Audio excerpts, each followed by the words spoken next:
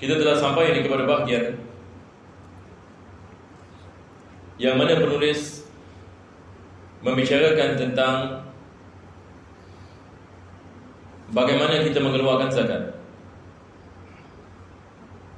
Dari sebelum ini kita telah habis membicarakan tentang zakat fitrah. Selepas itu penulis ini membicarakan tentang bagaimana kita dapat memahami cara kita mengeluarkan zakat. Perkara yang pertama sekali beliau membicarakan tentang kewajipan mengeluarkan zakat ini bersangkut paut dengan orang yang mengeluarkan zakat. Kedua adalah orang yang menerima zakat. Ketiga adalah wang zakat itu. Yang ini maksudnya, apabila seseorang itu memiliki harta dan harta tersebut telah sampai kepada nisab dan telah berlalu satu haul, maka di sini kita mengatakan telah diwajibkan ke atasnya mengeluarkan zakat. Taib, ada syarat. Syaratnya adalah mesti ada asnaf. Jadi bukan saja kita mengatakan adanya haul dan nisab bagi orang yang mengeluarkan zakat, tetapi juga syaratnya adalah mesti wujud orang yang menerima zakat. Sebab kadang-kadang nisab ini ada, haul ini ada, harta itu ada, tetapi tidak ada orang yang dapat menerima zakat. Sebagai misal, satu orang ini tinggal di sebuah negara, semua kaya, semua orang kaya. Tidak ada orang yang dapat menerima zakat. Ini semua kaya, maka dia tidak dapat mengeluarkan zakat. Jadi penulis pertama sekali membicarakan tentang kewajipan mengeluarkan zakat bagi seseorang. Perkara yang kedua adalah mustahiq, ataupun kita mengatakan ini asnaf ini yang wujud. Jadi apabila wujud yang harta dan wujud asnaf, orang yang berhak untuk menerimanya, sekarang kita mengatakan diwajibkan dia mengeluarkan zakat dengan spontan. Dia tidak boleh melambatkan. Dia tidak boleh melambatkan mengeluarkan zakat kalau sekiranya duit itu ada dan dia ada kemampuan untuk mengeluarkan. Dalam masa yang sama dia telah mendapati orang yang akan menerimanya, maka tidak dibolehkan dia melambatkannya. Sebab akhir sekali pada pengajian kita yang lepas, kita membicarakan tentang harta yang dirampas. Penulis memberikan misal, ada orang yang misalnya dia ada harta tapi hartanya dirampas. Adakah diwajibkan dia mengeluarkan zakat? Jawapannya adalah tidak diwajibkan dia mengeluarkan zakat sampai dia mendapatkan harta yang dirampas itu. Tapi kalau sekiranya harta tersebut tidak diberikan kepadanya, maka belum lagi diwajibkan dia mengeluarkan zakat tersebut. Begitu juga bagi harta yang hilang, malun dal. Ada orang ini dia ada duit, tetapi duit hilang sampai yang haul. Adakah diwajibkan dia mengeluarkan zakat? Kita mengatakan sekarang belum lagi diwajibkan, walaupun telah sampai haul. Tetapi kalau sekiranya dia dapat jumpa duitnya kembali, maka diwajibkan dia mengeluarkan zakat. Jadi harta yang dirampas wajib kita mengeluarkan zakat kalau ia diberikan kepada kita kembali. Harta yang hilang juga diwajibkan kita mengeluarkan zakat apabila kita mendapatinya kembali. Ini kita mengatakan harta itu wujud. Sebab kalau harta itu tidak wujud ataupun dia berada di sebuah tempat yang kita tidak dapat sampai kepadanya, maka tidak diwajibkan kita mengeluarkan zakat pada ketika itu. Ini adalah sikit sebanyak apa yang kita membicarakan pada pengajian kita yang lepas.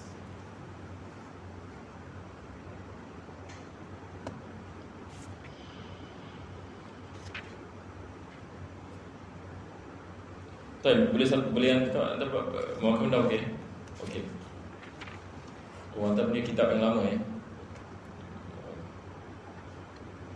Jadi insya-Allah kita akan baca kembali.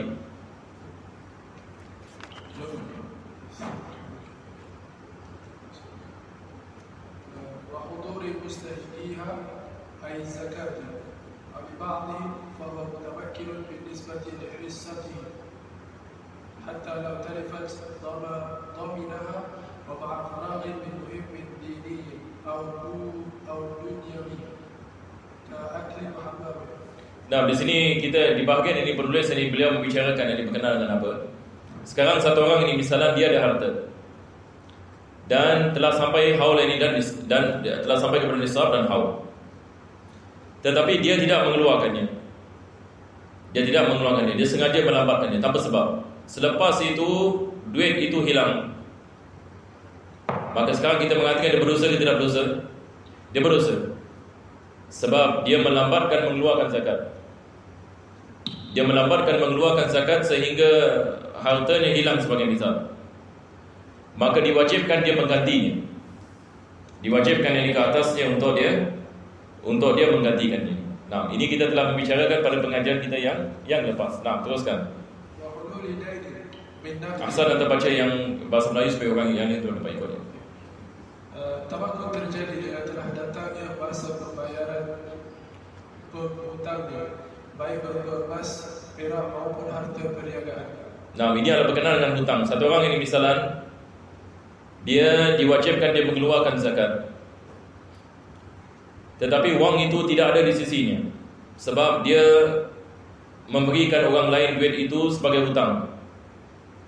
Selepas itu orang yang hutang kepadanya kembalikan hutang kepadanya. Jadi maksudnya bayar hutang. Jadi apabila orang itu bayar hutang kepadanya, sekarang dia sudah ada duit ke belum ada duit? Sekarang dia sudah ada duit, maka diwajibkan dia mengeluarkan zakatnya. Boleh faham insya-Allah? Mungkin saya memberikan misal dengan mudah. Misalan kita di Singapura, misalan di shop kita $6,000 kan. Sikit misalnya ni. Saya pun tak tahu ini bagus kan. Letaklah ini 6,000. Satu orang ini misalan dia ada $10,000. $10,000. Tetapi $5,000 dia pinjamkan orang lain. Jadi dia ada berapa? $5,000. Tetapi lagi $5,000 dia memberikan hutang kepada orang lain. Dia nak dibantu kawan dia sebagai misal. Kawan dia memerlukan $5,000, maka dia pun pinjamkan $5,000 kepada kawannya. Apabila sampai kepada haul, adakah diwajibkan dia mengeluarkan zakat dari $10,000 tadi? Ini soalan ni. Yani saya meminjamkan duit saya kepada orang lain. Adakah duit yang saya pinjamkan kepada orang lain dizakati? Yani diwajibkan saya mengeluarkan zakat? Ataupun tidak diwajibkan? Diwajibkan, betul tidak? Sebab itu adalah duit saya. Itu adalah duit saya. Sekarang ini saya ada $10,000 dan saya pinjamkan $5,000 kepada orang lain, dan saya ada baki berapa? $5,000. $5,000 ni tak sampai kepada nisab. Letak nisab $6,000. Tapi saya ada berapa? $5,000. Tetapi disebabkan lagi $5,000 saya pinjamkan kepada orang lain, dan itu adalah wang saya. Berbeza kalau saya memberikan. Nampak? Hibah. Kalau saya memberikan, sekarang $5,000 itu bukan milik saya, maka tidak diwajibkan saya menzakati, sebab ini sekurang daripada nisab. Tetapi kalau saya meminjam, ini dain. Kalau saya meminjamkan kepada orang lain, maka sekarang saya nak kena mengambil i'tibar apabila sampai kepada haul, $5,000 yang ada di sisi saya dicampur bersama $5,000 yang saya pinjamkan kepada orang itu. Jadi semestinya ada berapa? Ada $10,000. Maka saya mengeluarkan 2.5% daripada $10,000 tadi. Ini kalau sekiranya saya mendapati duit itu. Sebab selagi mana saya belum lagi mendapati duit tersebut, tidak diwajibkan yakni saya mengeluarkan zakatnya. Tetapi setelah yang ini diberikan kepada saya, maka sekarang kita mengatakan wajib saya mengeluarkan zakatnya. Sebab ini sekarang saya sudah ada kemampuan untuk mengeluarkan zakat. Boleh insya-Allah, sebab orang yang hutang ini kadang-kadang tak bayar. Masalah kan? Misalnya satu orang ini dia hutang 10 tahun ini tak bayar, 10 tahun. Selepas 10 tahun ini dia bayar, nak kena kira balik 10 tahun minus zakat. Apa nak buat? Misalnya ini duit besar, duit jumlah misalnya 30,000, 40,000. 10 tahun ini tak bayar. Jadi lepas 10 tahun ini dia kasih balik 30,000. Jadi nak kena keluarkan zakat ke tidak keluarkan zakat bagi 30,000? Nak kena keluarkan zakat. Ini sama hukumnya seperti apa? Harta yang dirampas. Tadi kita membicarakan tentang harta yang dirampas. Pendapat yang mu'tamad, yang wajib kita mengeluarkan zakat walaupun harta itu dirampas. Selepas 10 tahun dia kasih kita balik, maka wajib ini kita mengeluarkan zakat. Walaupun ada pendapat yang mengatakan hanya kita mengambil tahun yang akhir saja. Ini kalau 10 tahun kita ambil tahun yang ke-10. Ada pendapat mengatakan sedemikian. Nah, teruskan. Sedangkan yang mampu menagihnya, misalnya berhutang berada pada orang kaya, yang mau membayar serta Nanti apa? Dia saya boleh baca lagi sekejap Ustaz. Kat mana ni? ma'qudratin istighfari. Okay, jangan sekejap. Baca sekali lagi. Sedang ia mampu menagihnya. Oh, sebab anda punya kitab ni lain sikit. Sedang ia mampu menagihnya. Okey, tamam. Misalnya berhutang berada pada orang kaya yang mau membayar serta tidak sedang pergi, atau pada orang yang enggan membayar tapi ada bayinah yang sah, atau tidak ada bayinah tapi diketahui qadi. Nah, sekarang penulis membicarakan tentang wajib mengeluarkan zakat apabila seseorang itu ada kemampuan. Apabila seseorang itu ada kemampuan untuk mengeluarkan zakat, seperti orang kaya, apabila sampai kepada haul dan nisab, wajib dia mengeluarkan zakat. Jadi ini adalah perkara yang pertama. Dia mengatakan piutang berada pada orang kaya yang mahu membayar serta tidak sedang pergi, atau pada orang yang enggan membayar tetapi ada saksi yang sah. Yang ini sekarang ini satu orang ini dia hutang kepada orang lain, tapi orang itu dia menafikan, dia mengatakan tidak, saya tidak ada hutang. Tapi orang yang memberikan hutang ini ada bayinah, yang ini maksudnya ada bukti. Maka dia boleh pergi kepada qadi, dia mengatakan, wahai qadi, orang ini dia hutang saya tapi dia tak nak bayar, tapi saya ada bukti dia hutang saya. Dan qadi yang ini mampu untuk memaksa orang itu untuk membayar hutang itu. Maka sekarang yang ini wajib kita mengeluarkan zakat, sebab kita ada kemampuan yang ini untuk mendapatkan hutang kita balik. Begitu juga kalau orang yang kaya, dia berniaga sebagai misal, dia ada kemampuan ataupun dia ada wang, maka diwajibkan yang ini dia mengeluarkan zakat. Berbeza kalau sekiranya seorang itu tak ada wang, maka dia dihutang ke atasnya. Zakat ini menjadi hutang ini ke atasnya. Nah, Atau kalau dia sendiri mampu membereskan urusan penghutang, maka seketika itu juga wajib mengeluarkan zakatnya. nah, seketika itu maksudnya dengan spontan, yakni pada ketika itu. Jadi sekarang kita nak faham ya, apa penulis sedang membicarakan sekarang. Jadi mungkin saya akan memberikan misal ya, supaya kita faham ya. Sebagai misal, satu orang ini wajib dia mengeluarkan zakat pada 1 Syawal. 1 Syawal dia punya haul. 1 Syawal dia punya haul.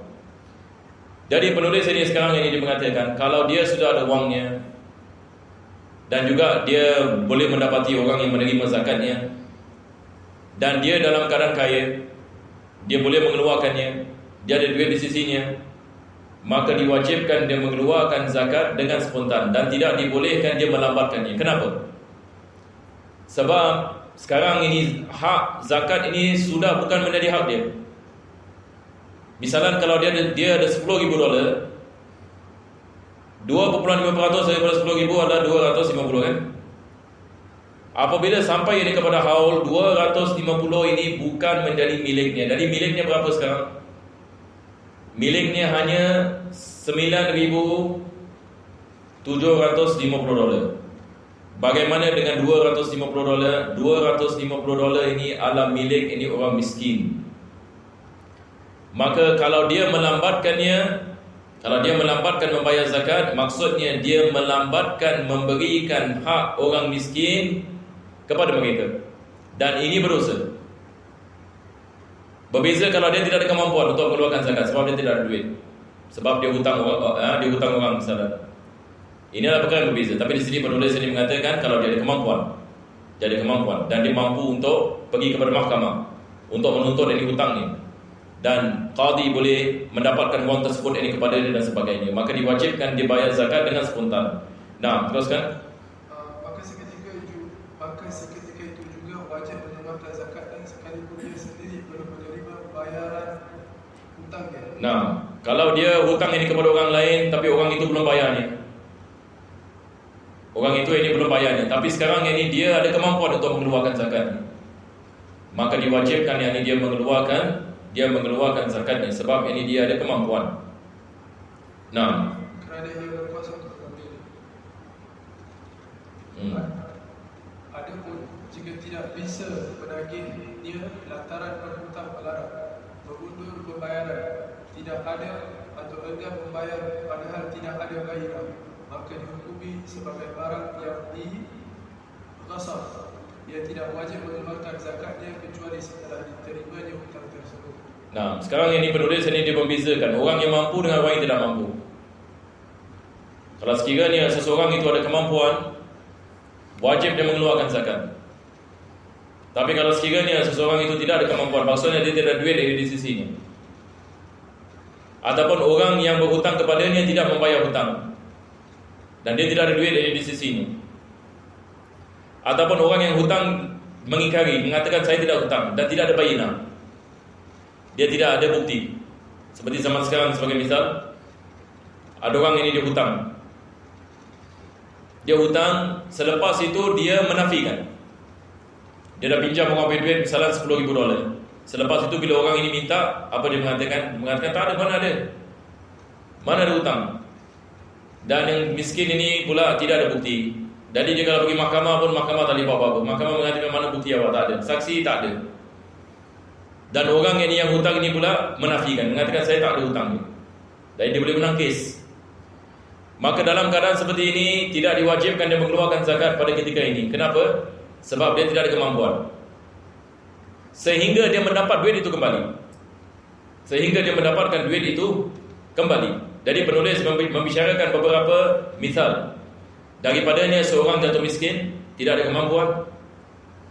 Dan daripadanya juga adalah seseorang yang tidak membayar hutangnya, yang melambatkan bayaran hutang. Maka dengan itu dia tidak ada wang yang cukup untuk mengeluarkan zakatnya. Ataupun harta itu raibah, yang ini tidak ada di sisinya, ada di negeri lain yang sebagai misal, dia tidak mendapatinya. Ataupun seseorang yang mengingkari yang dia telah melakukan hutang dan dia tidak ada bukti. Beza kalau dia ada bukti, sebab kalau dia ada bukti dia boleh dapat balik. Tapi sekarang masalahnya dia tidak ada bukti. Maka dalam keadaan seperti ini tidak diwajibkan dia mengeluarkan zakat, melainkan dia mendapatkan duit itu kembali. Boleh faham insya-Allah ya? Jadi di sini penulis membezakan orang yang ada kemampuan dan orang yang tidak ada kemampuan. Orang yang ada kemampuan ini untuk mengeluarkan zakat, maka diwajibkan dia mengeluarkannya. Dia mengeluarkannya. Beza kalau sekiranya dia tidak ada kemampuan. Nah, wajib zakat pada harta yang dirampas orang atau harta yang hilang. Tapi penyerahan zakatnya diwajibkan setelah terjadi tabakur dengan kembalinya barang itu ke tangannya. Nah, ini juga kita telah membicarakan pada pengajian yang lepas. Jadi ini sebenarnya kita murajaah saja kan. Saya rasa ini murajaah. Jadi ini seperti mana tadi saya mengatakan, harta yang dirampas dengan harta yang hilang, adakah diwajibkan kita bayar zakat? Tidak diwajibkan, melainkan kalau kita dapat balik. Ini yang perlu disebutkan. Dia mengatakan la yajibu daf'uha illa ba'da tamakkunin bi'audihi ilaih. Yani maksudnya setelah dia mendapatkan kemampuan untuk mendapatkan harta itu kembali, baru diwajibkan dia mengeluarkan zakat. Tapi kalau tidak diwajibkan. Nah, saya rasa tak ada masalah ya. Nah, teruskan. Apabila seorang wanita diberi mas kahwin senisab emas atau perak, sekalipun masih dalam tanggungan suami, atau senisab binatang ternak tertentu, maka baginya wajib mengeluarkan zakatnya. Jika telah cukup 1 tahun terhitung sejak pemberiannya, sekalipun ia belum menerimanya dan belum pernah disetujuinya. Nah, sekarang yang penulis ini membicarakan tentang misal berkenaan dengan mas kahwin. Misal tentang mas kahwin. Misalnya begini ya. Penulis ini memberikan misal, satu orang berkahwin, lepas itu mas kahwinnya hutang. Mas kahwinnya hutang. Dan mas kahwinnya sampai kepada nisab. Apa maksudnya? Sekarang kita lihat di Singapura nisab kita berapa? Letaklah nisab kita berapa tadi? $6,000. Satu orang ini dia melakukan pernikahan dan dia menjadikan mas kahwinnya $7,000 hutang. Selepas tahun dia belum bayar lagi. Dia belum bayar lagi. Sekarang kalau kat Singapura semua tunai ya. Biasa kalau kita hadir majlis kahwin, biasanya mas kahwin tunai. Betul ke tidak? Lepas itu saya lihat kadang-kadang negeri kita ni agak-agak pelik sikit. Dia akan letak macam dekat frame kan, mas kahwin tu dekat dalam frame. Jadi orang tu datang ambil gambar. Jadi supaya orang tahu ini mas kahwin ya. Ala kulli hal. Tapi ini agak pelik sikit bagi saya, ini agak pelik sikit. Tapi ini adalah kita punya biasa, ini apa yang kita lihat. Jadi semua orang ingin tahu ini mas kahwin itu apa? Mas kahwin dalam majlis yang dapat dilihat ini mas kahwin. Tapi sekarang misalnya berbeza ya. Misalnya adalah mas kahwin hutang. Dan mas kahwin itu telah sampai kepada nisab. Jadi misalnya satu orang ini berkahwin, dia menjadikan $7,000 Singapura hutang mas kahwin, tapi dia tidak bayar selepas setahun. Nah sekarang kena zakat ke tidak kena zakat? Ini soalan yang pertama. Bagaimana jemaah sekalian? Boleh faham insyaAllah misalnya? Satu orang ini dia nikah, dia menjadikan mas kahwin lebih daripada nisab hutang. Kalau tunai tak ada cerita, dah tak ada cerita lagi. Tunai sebab sekarang sudah menjadi milik ini isteri. Betul ke tidak?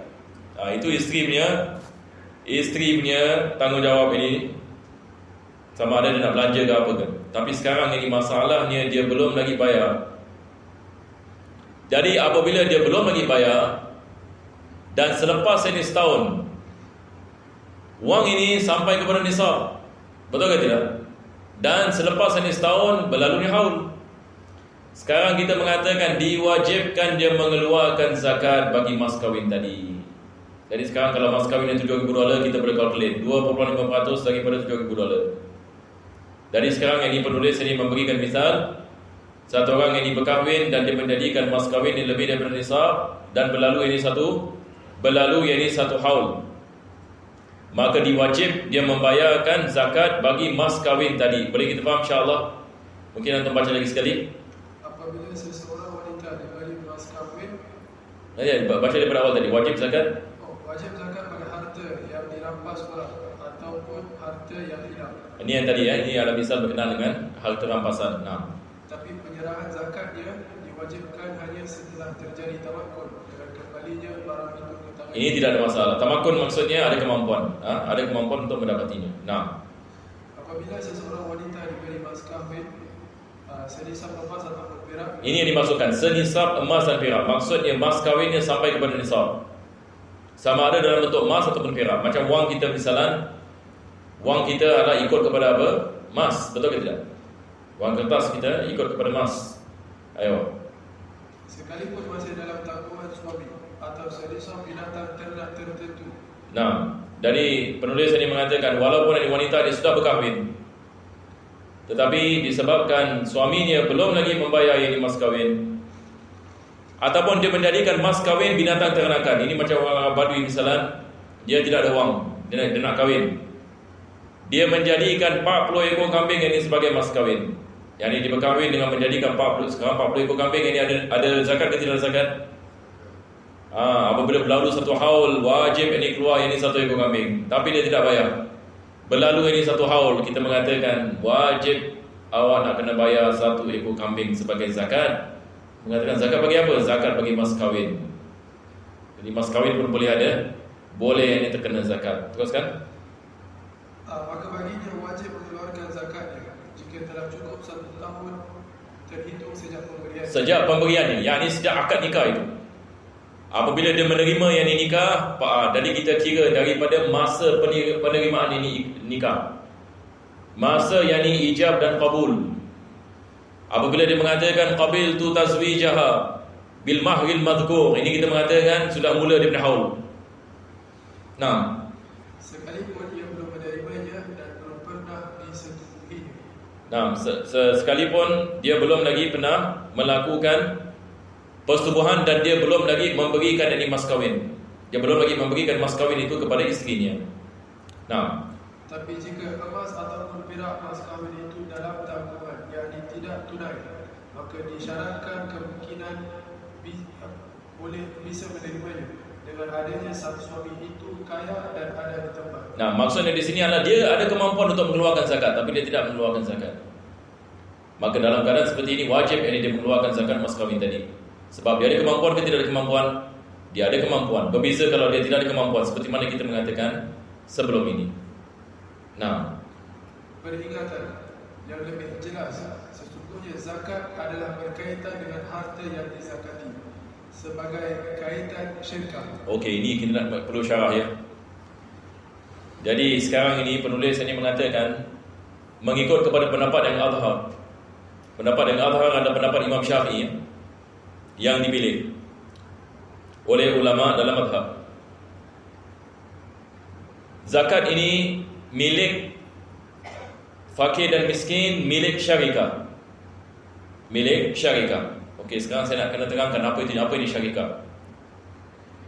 Syarikah adalah begini ya. Sekarang kalau zaman sekarang kita panggil apa? Joint venture. Joint venture, syarikah.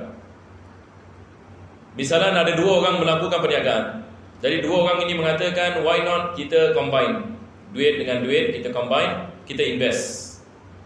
Jadi kita mengatakan ini adalah akad syarikah. Jadi orang yang pertama mengeluarkan $10,000, orang yang kedua mengeluarkan $10,000. Jadi 50%, 50%. Maka mereka campur ini wang tersebut dan mereka melakukan investment dan perniagaan dan sebagainya. Jadi pemilikan ini adalah pemilikan bersama. Ini kita mengatakan syarikah. Jadi bagi tiap-tiap barangan yang mereka beli, separuh milik yang pertama, separuh milik yang kedua. Maka di sini penulis ini mengatakan apabila haul ini telah tiba dan harta sampai kepada nisab, maka wang yang wajib dizakati menjadi milik kepada orang miskin, milik syarikah. Misalnya ada begini. Misalnya saya ada $10,000. Saya ada $10,000. Dan berlalu 1 tahun. Jadi berapa saya punya zakat? 250, betul ke tidak? Yang ini 2,5%. 250 ini milik siapa sekarang? Yang ini apabila sampai ini kepada haul, $250 milik kepada siapa? Milik ini kepada fakir dan miskin, kepada asnaf yang wujud. Jadi milik saya adalah 9,750. Ini adalah milik saya. Tetapi 250 ini adalah milik fakir dan miskin. Baik.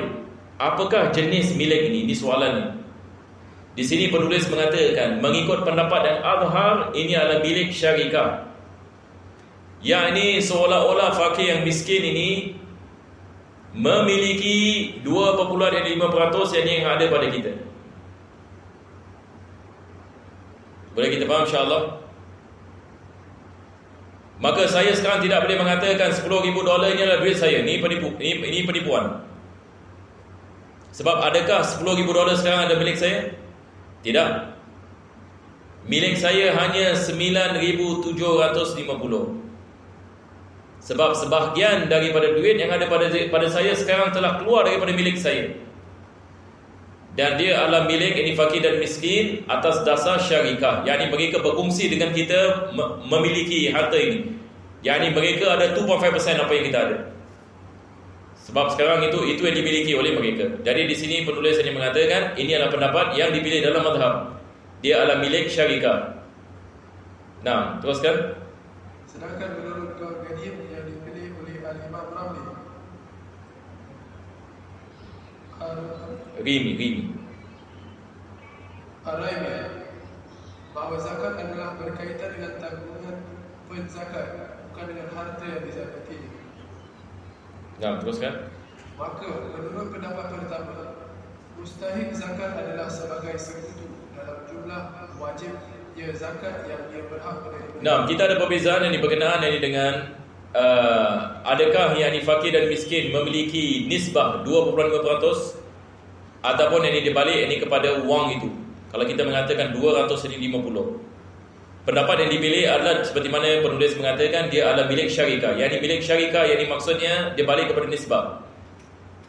Yang ini daripada 100% dimiliki oleh fakir dan miskin 2.5%. 2,5%. Nah, demikian itu kerana jika pemilik enggan membayarkan zakatnya, maka imam boleh mengikutnya secara paksa, sebagaimana harta perserikatan boleh dibaginya secara paksa bila sebahagian pihak seperikatan enggan membagikannya. Nah, sekarang ini penulis ini mengatakan kalau sekiranya seseorang itu enggan mengeluarkan zakat, dibolehkan bagi pemerintah untuk memaksanya dan merampas bahagian harta yang wajib dizakati olehnya dan memberikan kepada fakir dan miskin. Apa sebabnya? Sebab duit itu bukan miliknya. Yani misalnya satu orang ada $10,000, selepas itu dia tak nak keluarkan zakat. Jadi sang imam di sini maksudnya pemerintah ya. Yani mengambil duitnya 250 tadi secara paksa. Ini kita mengatakan sah. Sebab ini duit bukan milik dia. Dan dibolehkan bagi pemerintah melakukan sedemikian dan memberikan kepada fakir dan miskin. Sama hukum dengan syarikah. Sekarang satu orang ini dia ada akad syarikah dan orang yang pertama nak duitnya balik. Misalnya yang pertama mengeluarkan 10,000, yang kedua mengeluarkan 10,000. Selepas itu mereka melakukan bisnes. Selepas itu orang yang pertama ini nak bahagiannya kembali. Adakah dia berhak untuk mengambil bahagiannya kembali? Dia berhak sebab itu adalah wangnya. Dan dia kalau melakukan aduan ini kepada mahkamah, mahkamah boleh merampas bahagiannya daripada ahli syarikah yang kedua. Sebab itu adalah miliknya. Milik ini bagi yang pertama. Boleh insya-Allah. Jadi di sini penulis ini dia sedang menyamakan milik syarikah dalam zakat sama yang ini seperti hukum akad syarikah. Yang mana pemerintah dah boleh memaksa dan mengambil kembali duit yang wajib dizakati, seperti mana akad syarikah seseorang itu wangnya diambil oleh pemerintah ini untuk dikembalikan kepada yang pertama kalau dia, yang kedua enggan untuk mengembalikannya. Jadi di sini maksudnya apa? Penulis menerangkan kepada kita bagaimana kita nak memahami miliknya bagi wang zakat oleh fakir dan miskin. Jadi dia ada milik syarikah. Ada siapa yang ada soalan?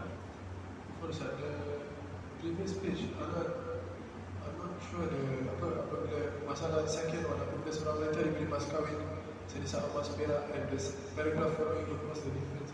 Yang mana? Page Berkenaan dengan mas kahwin. Berkenaan dengan mas kahwin.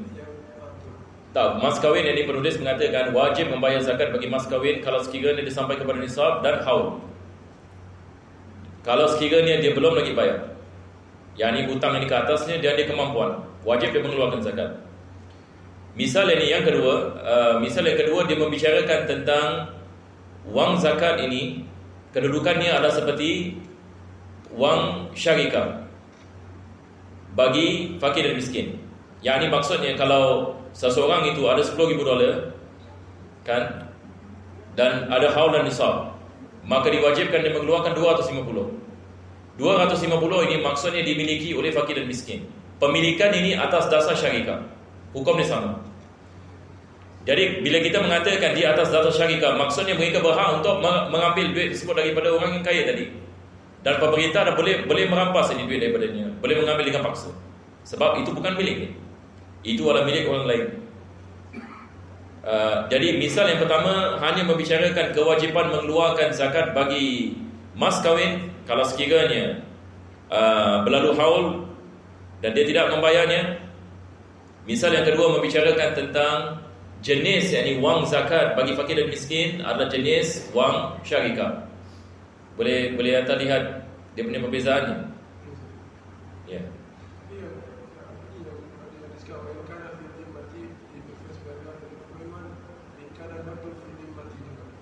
Apa dia? Fi zimmati. Yani berkenaan dengan mas kahwin ini, fi zimmah apa maksudnya? Dan saya memberikan misal. Tadi saya memberikan misal mas kahwin, kadang-kadang dia mas kahwin tunai, kadang-kadang hutang. Hutang ini fi zimmah. Nampak tak? Kalau dia mas kahwin yang tunai, dah tak ada cerita lagi. Khalas. Sekarang misalnya satu orang ini berkahwin, dia kasih $10,000 tunai. Dalam majlis dia memberikan $10,000. Sekarang $10,000 ini milik siapa? Ya, milik perempuan. Jadi sekarang dia mendapat ini duit $10,000. Dia mengambil ini duit $10,000 tunai tadi, lepas itu dia belanja. Dah tak ada. Apabila selepas ini 1 tahun, ini duitnya pun tak sampai kepada nisab. Tetapi itu bukan yang penulis membicarakan. Penulis tidak membicarakan ini tentang mas kahwin yang tunai. Penulis membicarakan tentang mas kahwin hutang, fi zimmah. Nampak tak? Apa bezanya? Sebab ini kalau hutang, sekarang ini milik siapa duit itu?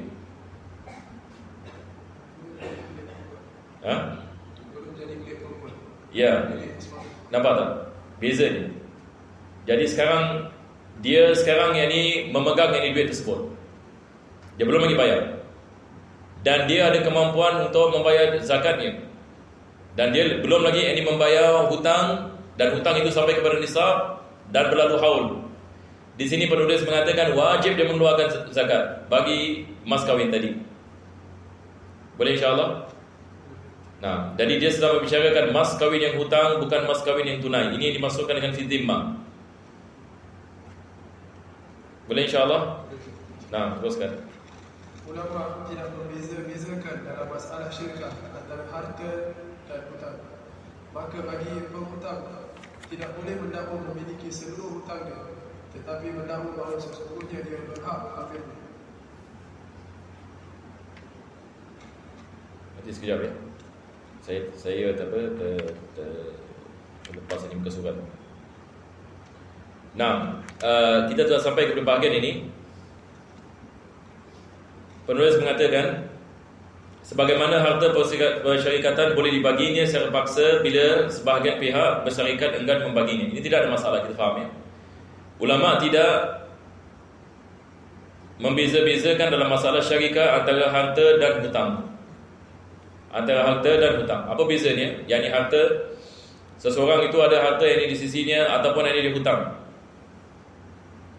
Maka selagi mana akad dari syarikah, maka kita dapat mengetahui pemilikan mereka masing-masing. Maka bagi pemilik harta tidak boleh mendakwa memiliki seluruh hartanya, akan tetapi ia berhak menyerah, terimakan. Dalam bahasa Arab penulis mengatakan wala bifariqu fi syarikati bainal aini wad dain fala yajuzu li rabbih an yad'iya milka jami'ihi bal innahu yastahiqu qabdahu. Yani maksudnya kalau kita ada akad syarikah, adakah dibolehkan kita mengatakan harta ini semua milik kita? Tidak boleh. Sekarang misalnya saya bikin joint venture dengan satu orang, dengan Zaid ini sebagai misal. Saya mengeluarkan $10,000, Zaid mengeluarkan $10,000. Lepas itu kita buat bisnes. Adakah dibolehkan saya mengatakan ini semua adalah milik saya? Tak boleh. Saya akan mengatakan I own 50%. Betul ke tidak? Begitu juga penulis ini mengatakan wang zakat ini apabila berlalu haul dengan nisab, maka sekarang dia bukan menjadi milik kita. Sebab sebahagian daripadanya sudah milik siapa? Sudah menjadi milik fakir dan miskin. Itu sahaja. Jadi tidak ada masalah ya, saya rasa. Cuma penulis hanya memberikan misal. Kita lihat kitab Fathul Mu'in banyak misal. Ya saja. Rumah investment yang ini kena zakat hijab. Rumah ini tidak ada zakat, tapi kalau dia menggunakan rumah tersebut sebagai perniagaan, ada zakat. Ya, sebagai satu orang ini dia ada rumah, lepas itu dia menggunakan rumah tersebut untuk sewa. Dikenakan zakat. Ini adalah zakat hijab. Ya. Dia balik ini kepada hasil yang dia dapat pada akhir tahun. Hasil yang tiap-tiap bulan ini kalau disewa, lepas itu kita lihat ini satu tahun berapa yang ni wang sewa yang dia dapat. Maka dia mengeluarkan 2.5% daripada hasil ini wang tersebut.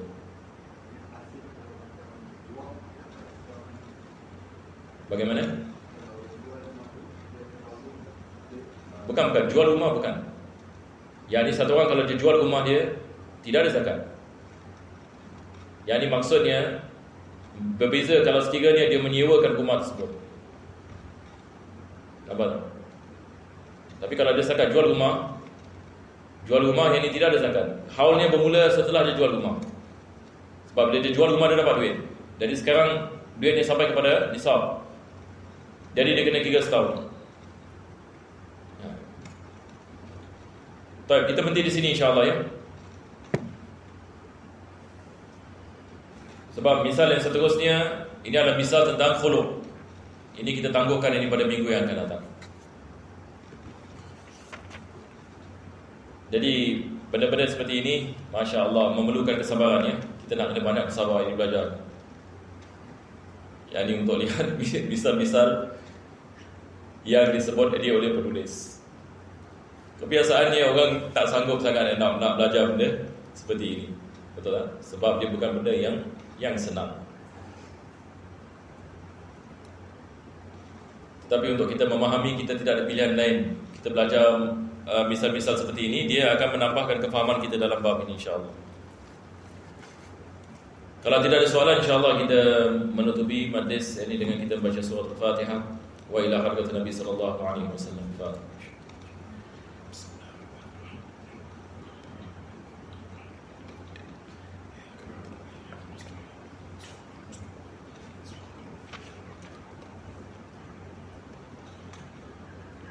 ربنا تقبل معنا انك انت السميع العليم وتب علينا انك انت التواب الرحيم واختم الصالحات اعمالنا ادم والله الكريم فضل سبحان ربك رب العزه عما يصفون وسلام على المرسلين والحمد لله رب العالمين تقبل الله